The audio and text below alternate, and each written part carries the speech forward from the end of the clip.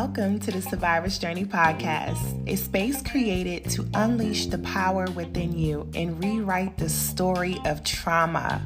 Your past may hold scars, but it doesn't define your future. In every episode, we're here to magnify you, motivate you, empower you, and remind you of what God has declared you to be. This show isn't just about motivation. It's about a transformational experience. It's about a change in mindset so that you can show up without the shame and just be unapologetically you by walking in your purpose. I'm your host, Gante Byrd, where I'm here to uplift you, reminding you of who you are.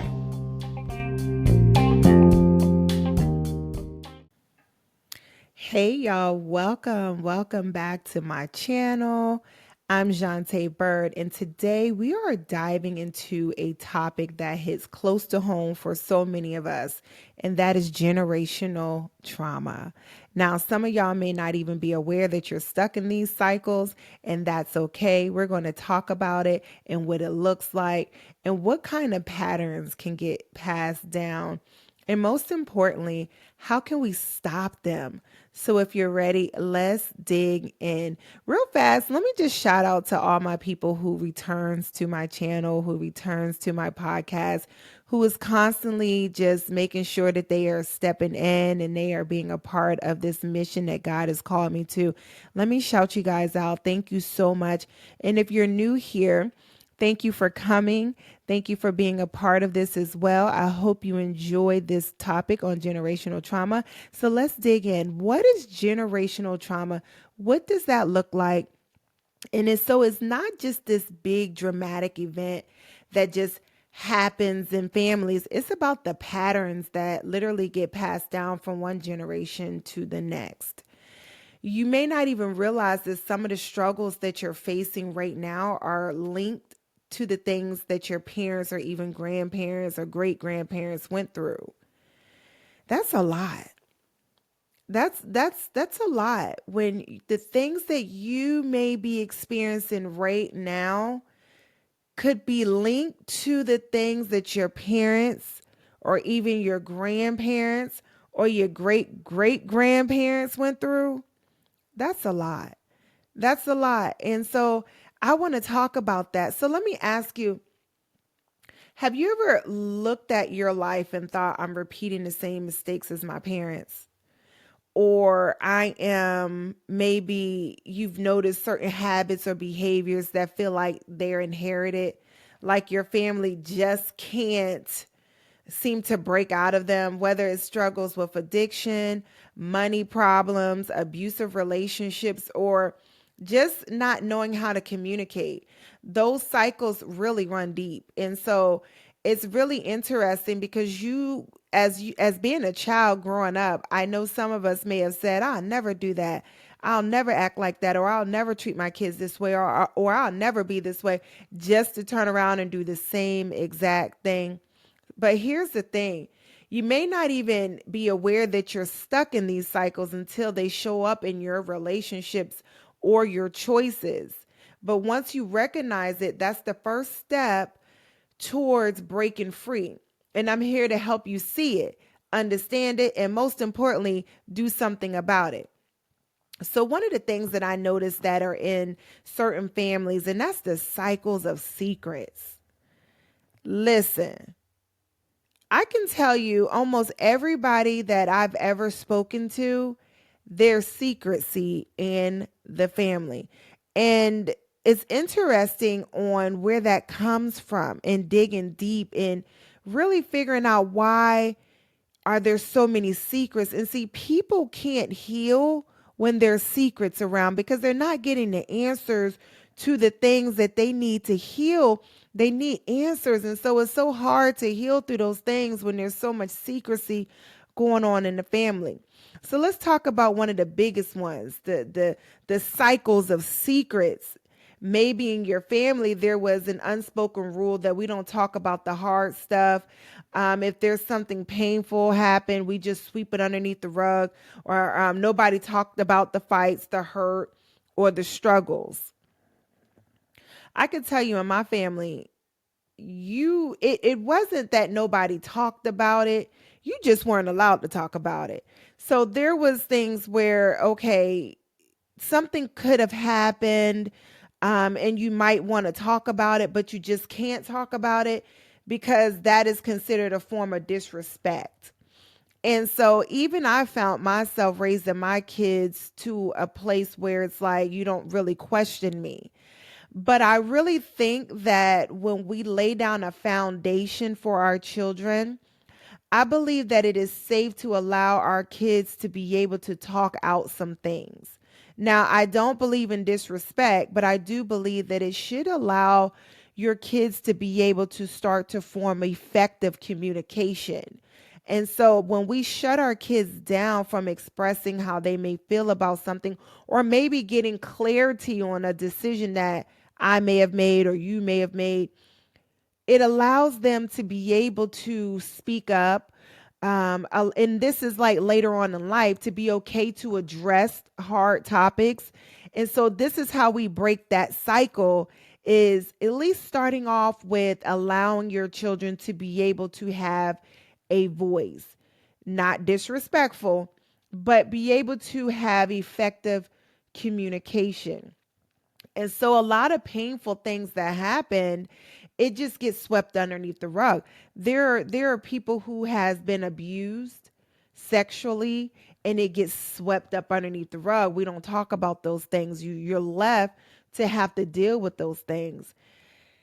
And it's ironic because a lot of this stuff happens in many, many families. So it's not just yours and it's not just mine. This is a perpetual cycle that happens inside of families. But let me tell you something, secrets, they don't heal, they hurt. Secrets hurt, they fester, and eventually they start showing up in ways that you didn't expect. Maybe you're walking around with emotional scars that you've never addressed and you don't even know how to bring it up. That's because there was no effective communication. And so when the doors open and you begin to find out what these secrets are, it's so hard to deal with them because you've been conditioned to not really talk about certain things. There's so much to dig in here when it comes down to secrecy in the family. There's so much that goes on in families that has these deep, dark secrets. But then you're not able to even talk about some of that stuff. So you may be walking around with these emotional scars, but you never address them because you don't know how to bring it up. Or maybe you're carrying the weight of things that's happened before you were even born, but it's still impacting your life. Wow. I can tell you, for being transparent, and if you've been following me for a while, you know a little bit about my life and the things that I've carried, and I help people with breaking free from their childhood trauma. So, in order for me to help you, I'm very transparent about the things that I've been through, my walk, my calling, where God has me at, my struggles, reoccurring thoughts that come back and now I'm angry again. Like, I don't never pretend to be this perfect person. I do still have to continue my healing journey because this is generational. This didn't start with just me. The things that I've been through, don't it didn't just start with me. It didn't just start with you. This is generational. So the first step, you have to learn, okay, recognize that, okay, I'm dealing with generational trauma here. When I look back at my parents and I look back at my grandparents and my family, most people in my family have an addiction problem. Yes, it might be cool and all while everybody's in the addiction, but then when you sitting back and you're looking at everything, all of my grandmother's children was addicted to something and has been addicted to it for many, many years, including my grandmother. So when you're dealing with generational things, it's hopped on you before you even was born. So it's already in your blood. It's generational. So the best thing to do is to understand that where it comes from, how you're going to break it, being aware of it, Being aware of it. Okay, this is something that is inside my family bloodline. This is something that has been coming on through us for many, many years, even before my grandmother. Addiction. These are things that has been even before my grandmother. So it's just leaped itself on each generation to generation to generation.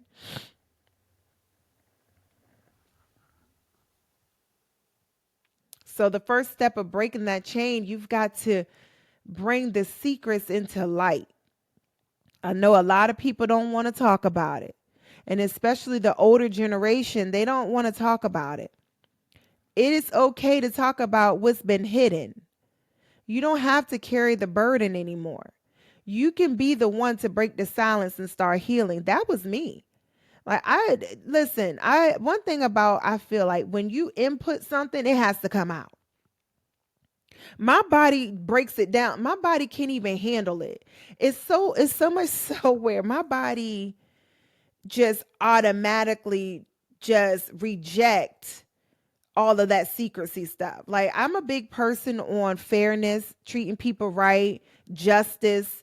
I'm a big, big person on those things. And so it's hard for me to stay silent in certain areas when I know things are just wrong. And then we walk around here acting like it's all good. And what's happening is that we find ourselves seeing the next generation doing the same thing. And now we're older and we're talking about them like they doing something so wrong, but they're not doing anything any different than what you done. But you just gotten older and you're more aware of it. And you might still be in it, but you may not be in it like you were. You're more aware of it. But the way that we do this is we break the cycle with you so that way the next generation don't even have to go through that because it's broken off. Being aware of it. Being aware of it and breaking it off, stopping it. And see, I talked about in my previous podcast episode on girlhood, I talked about how we give the enemy the legal right to continue to go through our bloodline because we're still operating in it. A lot of this is spiritual. It's very, very spiritual.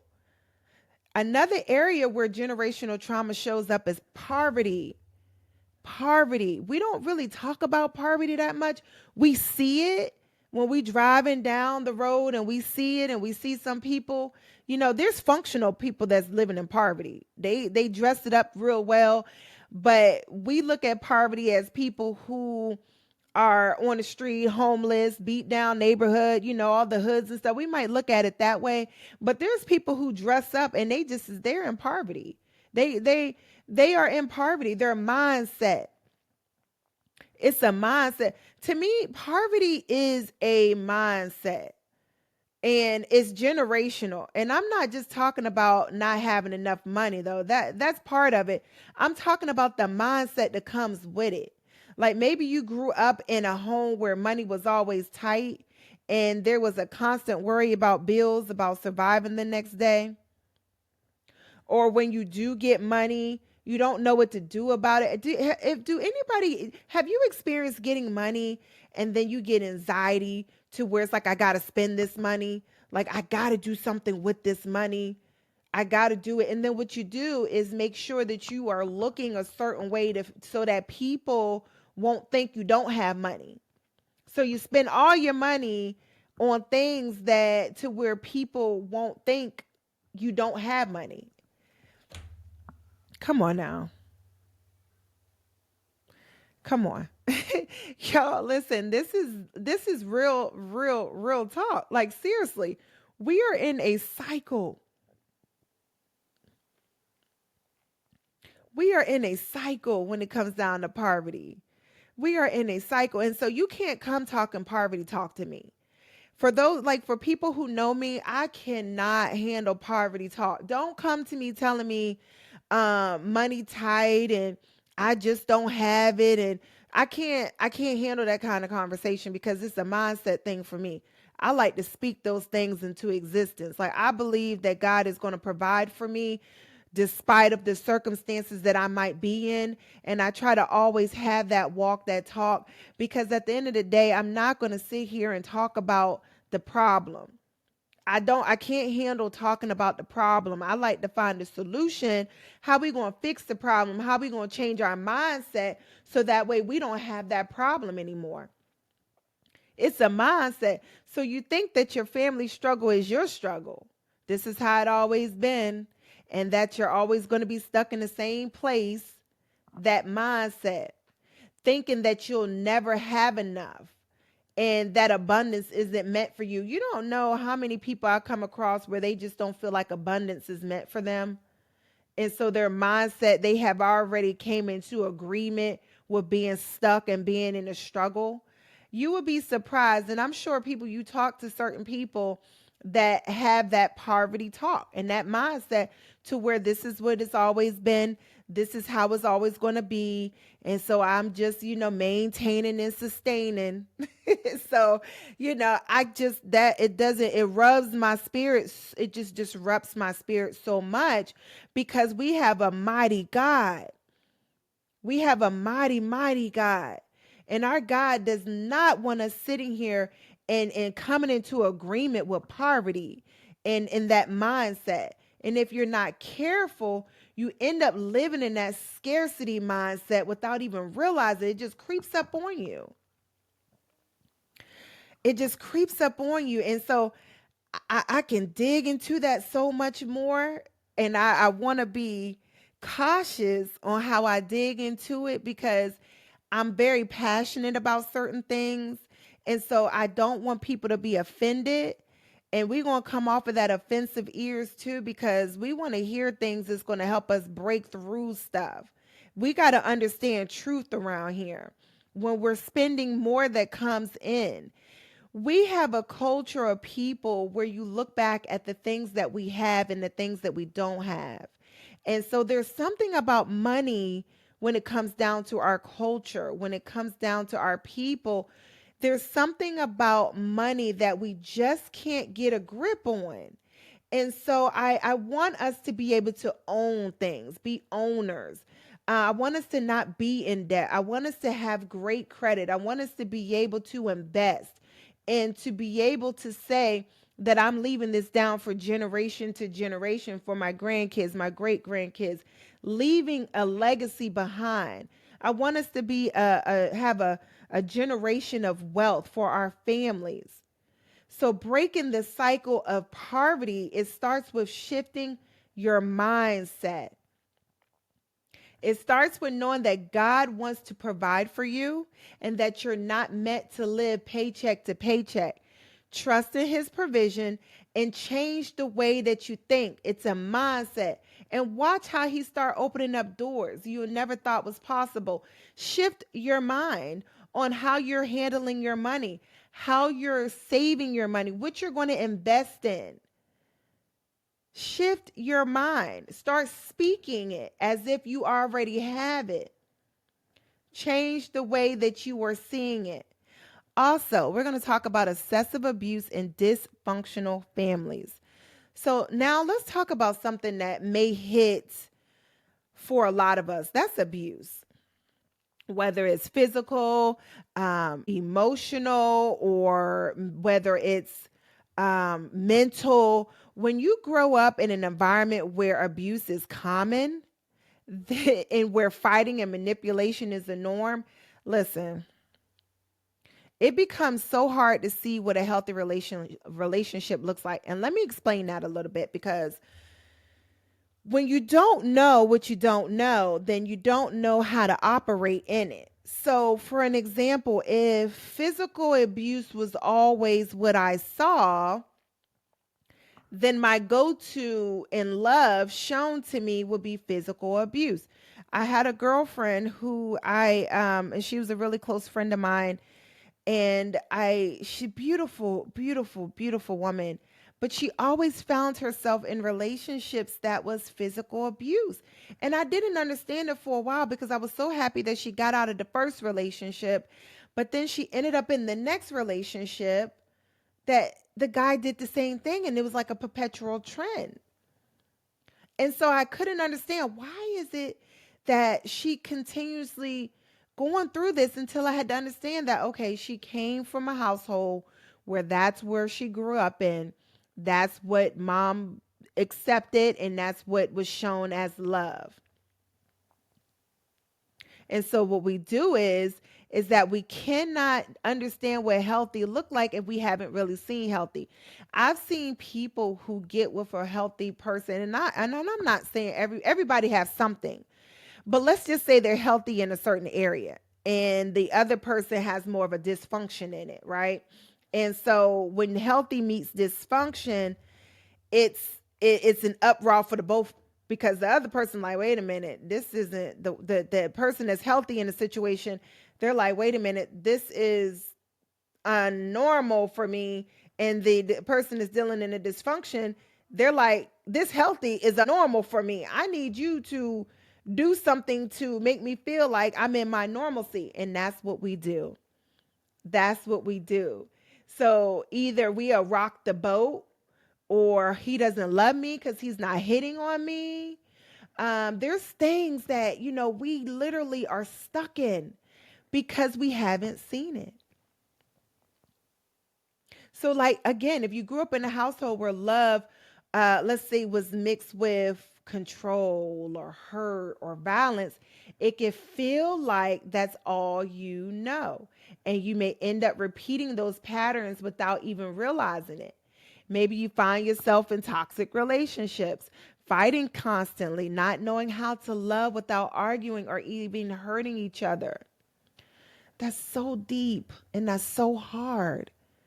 Because what happens is that we get in these relationships and we don't know how to handle them effectively because we haven't seen anything different. This is why I always push a healing journey. Your healing journey is with God. Your healing journey is healing the inside. I always tell people God's going to work on the inside of you before he start working on the outside, because he needs to make sure that the things, the junk, the stuff that we've gathered, he needs to make sure that we get that together. And oftentimes he uses it for your good. He uses it for his good. And we don't realize that because we're dealing in the pain. But see, if we allow ourselves to surrender and give ourselves to God and let him help you heal through these things so you can be in a healthy relationship, so you can have a healthy relationship with money, so you can be able to break these cycles. Because if you're constantly fighting, you find love and hurting each other. That's not love at all. That's a cycle of trauma that needs to be broken. But here's the good news, is that you don't have to carry that trauma with you forever. Listen, I'm a walking testimony. You can learn what healthy relationships look like. You can break the cycle of abuse and create a new foundation. One built on trust, one built on communication, respect. And with God's guidance, he can show you how to love the right way, not the hurtful way. And that's what we do. We hurt one another. So when we're dealing with unhealthiness in relationships like that, we have a hard time with trusting. We take on the dysfunction, and what happens when we're operating in it? We're allowing the enemy to have a legal right to continue on with the distrust, continue on with the abuse, continuing on with it, because we're operating in it. So what we got to do is stop it. We have to starve it by understanding God's guidance. God is nothing but love. Nothing but love. God operates on love. Love alone. Love thy neighbor. So let's let God show us how to love the right way and not the hurtful way. Lack of communication and emotional isolation. Whew. Lack of communication and emotional isolation. And then that's the lack of communication. Some of us grew up in families where feelings were never talked about. I spoke about this a little previously. Nobody said, I love you. or I'm proud of you, or even are you okay? Emotional isolation is another form of generational trauma that you may not even recognize until it shows up in your own life. Let's talk about this. You may have come across people, I know I've come across people who said that my dad has never told me he loved me. And if you ask that dad, he'll tell you that's because my dad never told me he loved me. Or I'm proud of you. Or are you okay? These things we we don't get, but then we turn around and we do the same thing. We turn around and we do the same thing. And we don't recognize it until it shows up in our own life. And so when communication like that is broken, what happens is you start to feel disconnected, like you're on your own in the world. There's something about that isolation, and that is the enemy loves isolation. And what happens is when you start being isolated and you start feeling disconnected, like you're on your own in this world, this leads to misunderstanding, frustration, loneliness. All the enemy, he loves it. He loves it. That's his playground. He has you trapped now because he knows if he can isolate you and start to get you feeling like you in misunderstanding and you frustrated, you operating out of love. Now God is love. The enemy loves frustration and he loves loneliness. He loves it. And so you might not know how to express your emotions, or worse, you might not feel like it's safe to not share anything at all.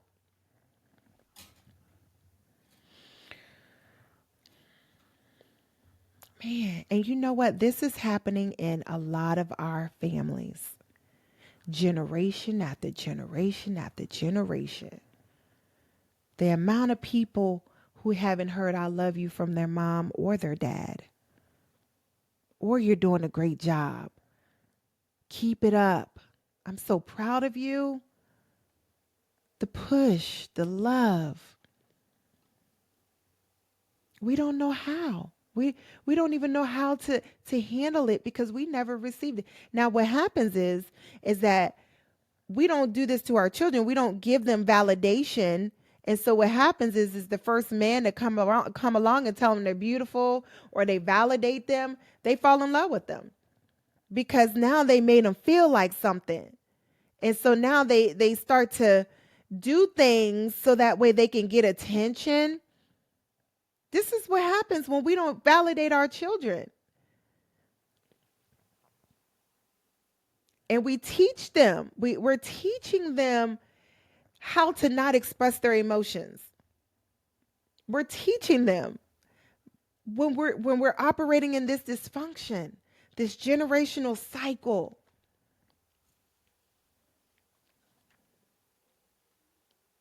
Man. But breaking that cycle of emotional isolation, it starts with being open. It starts by saying, hey, I need to talk, or I'm struggling. Don't be afraid to ask for help. I need help. It's about learning to communicate honestly with love and vulnerability. And let me tell you, that is not weakness. People feel like it's weakness. A lot of men and their egos, they feel like, asking for help could be a sign of weakness, but that's strength. That's how you heal. That's how you navigate through life. I'm struggling. Hey, this world is not easy. Hey, I need to talk. These are things that we do so we can navigate life. It's certainly not weakness. It is definitely strength. And that is how we healing around here. Becoming that chain breaker, y'all. Becoming that chain breaker.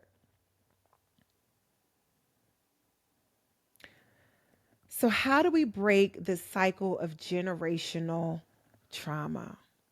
How do we stop these patterns from continuing into the next generation? First, you have to make a choice that you've got to look at those patterns in your life and say, this stops here. It ends with me. You've got the power to change your story, and God is with you with every step of the way. And then, secondly, it's time to take action. Breaking the cycle is not easy. It requires you to face some tough truths, to open up, to ask for help, whether it's through counseling, prayer, or simply having an honest conversation with someone you trust. You got to take that first step. For me, I help women. I help mentor women who are struggling in bondage of their childhood trauma. I help them break free of that. God says we are free, and we are free indeed, and we are not stuck in our trauma. We are not stuck in this pain. And I help women recognize that who we are in Christ, your identity. And third, you've got to trust God. You have to trust that he has a better way. Let me stop there for a minute. There is no way like God's way. You're not getting around it without God. You're not getting around it without God. And why I say that with such absolute, because either you're going to be on darkness or you're going to be on lightness. There's no wavering in the middle. So you cannot get around it without God. You have to trust that he can heal your wounds of your past. He can restore your relationships, and he can give you a future that is not defined by your trauma of yesterday. You have to know that. You have to trust God in this process. You've been doing it your way all this time. It's not working. There's no wavering in the middle. Either you're on the dark side or the light side. Make a decision. But you can't have both. So when I talk to I talk to you out of love, because I need you to understand that you can heal from this trauma. You can break these cycles, but you've got to trust God. You got to surrender. What is your prayer life like? Are you asking God to give me? Or are you asking God, help me with my heart? I'm struggling in this, God. Help me to get through this pain. This is hard for me. Or are you asking God for things? What can God give me, like he's the genie in a bottle? No, we need to start asking God how he's going to help heal you, so that way you can walk in that calling that he's called you to. I want to leave you with a scripture from Exodus 34:7. I maintain love to thousands, and forgive wickedness, rebellion, and sin. Yet I do not leave the guilty unpunished. I punish the children of their children for the sin of the parents to the third and the fourth generation. That's scary to me. This scripture is very powerful because it shows how generational sin can carry down, but it also shows God's heart to heal and restore. You don't have to carry on the mistakes of your family forever. God is calling you to break the cycle, to stop the trauma from continuing, and to experience his healing and his love. Whew. God is good. I want to leave you with this. Breaking generational trauma starts with one decision, one step, one moment of faith. You are the chain breaker. You are the one God has called to change your family's story. You don't have to wait any longer. You can take the step today. You've got this. God's got you. You don't have to wait. You can start right now. Breaking that cycle. God's with you right now. I want to thank you for being here with me today. And if this message touched you, share it with someone who might need to hear this. We are all dealing with generational trauma. There is something in everybody's family who is struggling with something. Some of us may have dealt with more things than others, but we all dealing with something. Let's break the cycle together. And until next time, y'all, stay blessed, take care, and as you know, it's the healing journey for me. Bye now.